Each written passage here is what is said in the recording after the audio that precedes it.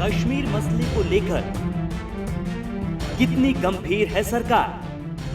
महीनों तक घाटी में हिंसा की आग सुलगती रही।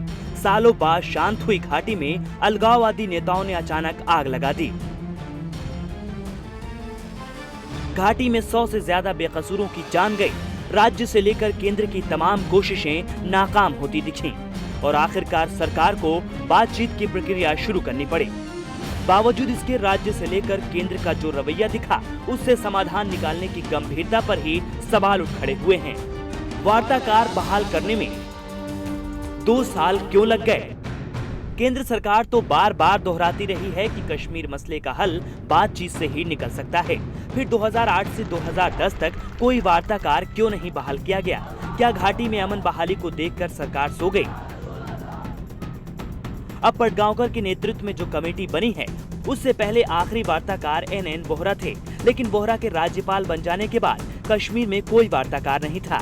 यानी साल 2008 से लेकर अब तक घाटी में बातचीत की प्रक्रिया कमोबेश बंद ही थी। ऐसे में सवाल ये है कि पिछले 2 सालों से सरकार कश्मीर मसले को इतनी हल्के में क्यों ले रही थी? क्यों नहीं पिछले 2 सालों में कोई बड़ा कदम उठाया गया? सरकार क्यों घाटी के सुलगने का इंतजार करती रही?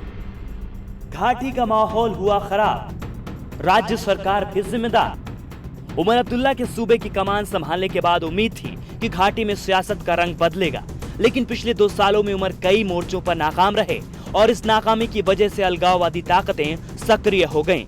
घाटी एक बार फिर सुलग उठी।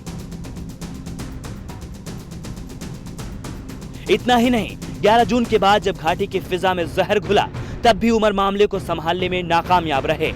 केंद्र की पूरी मदद के बाद भी घाटी में बढ़ते हंगामे और बवाल को रोकने में राज्य सरकार की नाकामयाबी साफ दिखी और शायद इसलिए मामला संभलता न देख उमर ने सबसे पहले बातचीत की प्रक्रिया में पाकिस्तान को शामिल करने की बात कही।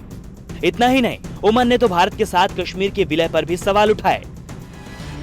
संसदीय दल भी गया घाटी। कितना फायदा, कितना नुकसान? घाटी में लगी आग के बाद लोगों की भावनाएं जानने समझने के लिए सांसदों का एक सर्वदलीय दल भी घाटी भेजा गया। इसके बाद ही बातचीत की प्रक्रिया शुरू की गई और 3 वार्ताकार नियुक्त किए गए। इस कवायद से कितना फायदा होगा और कितना नुकसान, ये तो बाद में पता चलेगा। लेकिन ये बात तो तय है कि अगर कश्मीर मसले के समाधान में सावधानी और गंभीरता नहीं बरती गई, तो शायद समाधान की मंजिल एक बार फिर पहुंच से दूर चली जाएगी।